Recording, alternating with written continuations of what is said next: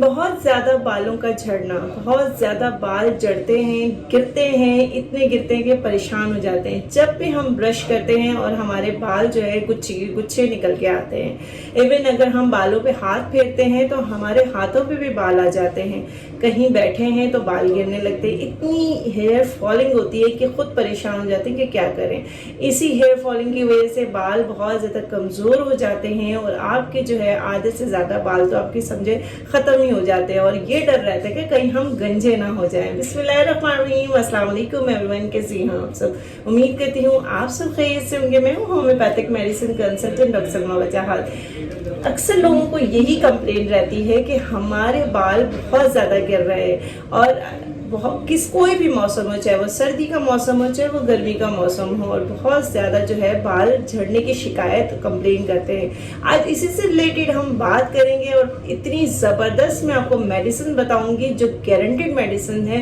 अगर आप इसको सही तरीके से फॉलो करेंगे और सही तरीके से लेंगे तो आप यकीन करें आपके बालों का झड़ना बंद हो जाएगा और आप खुद खुश होंगे कि हमारे बाल जो है दोबारा से रीग्रोथ हो गए। और साथ में मैं आपको एक देसी नुस्खा भी बताऊंगी, यानी कि होम रेमेडी मैं आपको बताऊंगी जो कि आपके बालों के लिए बहुत ही ज्यादा फायदेमंद है। तो शुरू करते हैं। उससे पहले आप करें मेरे चैनल को सब्सक्राइब, लाइक जरूर करें, शेयर जरूर करें।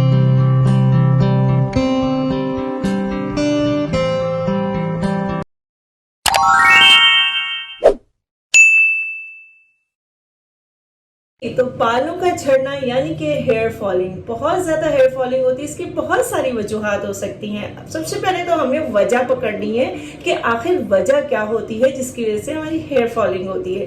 देखिए, बहुत सारे मुख्तलिफ लोग जो होते हैं वो मुख्तलिफ चीज़ों का शिकार हो रहे होते हैं। किसी किसी को जो है सबसे जो मेन प्रॉब्लम होती है, किसी किसी को ये होता है कि सीजन की वजह से जो है, यानी कि वेदर की वजह से, चेंज ऑफ वेदर की वजह से बाल बहुत ज्यादा झड़ते हैं। अगर किसी को जैसे सर्दियां स्टार्ट हो जाती हैं, लोगों के बाल झड़ना शुरू हो जाते हैं, जैसे पतझड़ शुरू हो जाती है तो बाल झड़ना शुरू हो जाते हैं। ये बहुत ज्यादा लोगों को इरिटेट करते हैं। आपने करना क्या है, सबसे पहले तो कॉज पकड़ना है कि वजह क्या है। वजह बहुत सारी है, मैंने जैसे आपको बताया कि चेंज ऑफ वेदर की वजह से होता है, हार्मोनल इम्बैलेंस की वजह से होता है, बहुत ज्यादा आप डिप्रेसिव होते हैं या स्ट्रेस ले रहे होते हैं तो भी आपको हेयर फॉलिंग होती है। इसके अलावा अगर आप कोई ऐसी मेडिसिन ले रहे हैं जिसकी वजह से आपको जो है हेयर फॉलिंग की शिकायत हो जाती है, किसी को सही तरीके से पीरियड्स नहीं आ रही है, किसी को लिकोरिया का बहुत ज्यादा इशू है, इसके अलावा जो है कोई भी ऐसी बड़ी बीमारी है जैसे कि थायराइड का इशू है, जैसे कि या फिर आपको शुगर का मसला है,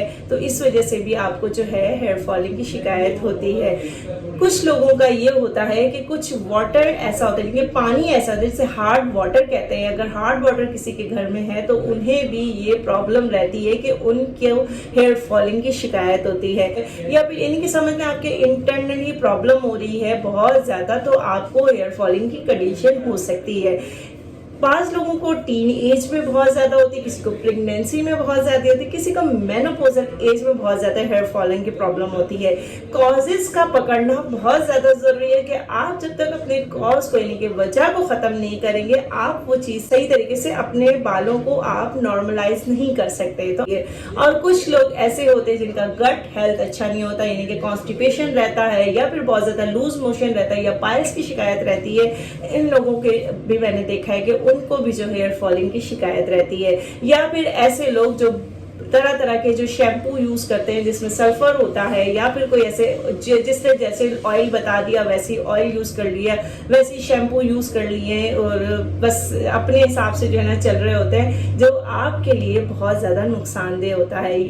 तो इन चीज़ों को जो है आपने फॉलो करना बहुत ज़रूरी है कि अव्वल तो आपने कॉजेज ज़रूर पकड़ने हैं। अब हम बात करते हैं कि ऐसे में हम कैसे अपने बालों को क्योर करें, किस तरह से हेयर फॉल को हम जो है रोक सकें, स्टॉप कर सकें। तो हेयर फॉल को स्टॉप करने के लिए सबसे पहले तो वही है कि आप पहले कॉजेज को पकड़ें।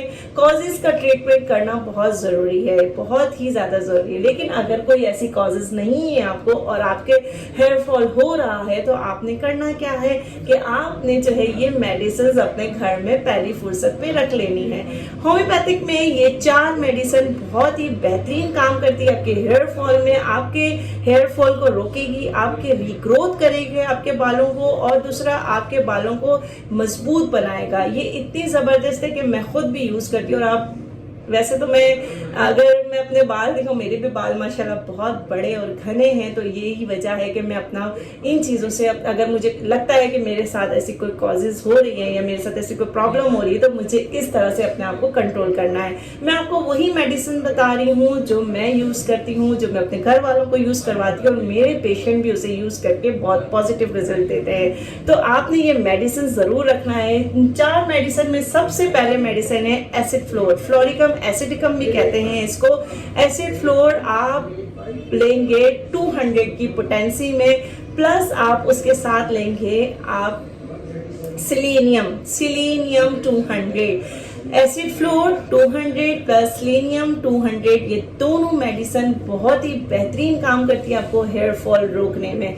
ये आप लेंगे दिन में 3 दफ़ा, सुबह दोपहर शाम। ये आपके बेहतरीन काम करेगा आपके हेयर ग्रोथ को रोकने में। अब इसको मजबूत बनाने के लिए जो मैं आपको 2 मेडिसिन बता रही हूँ, रीग्रोथ होना शुरू होगी और आपको जो है मजबूत आपके बाल बनेंगे। तो ये 2 मेडिसिन और आप नोट करें। सबसे पहले है रोज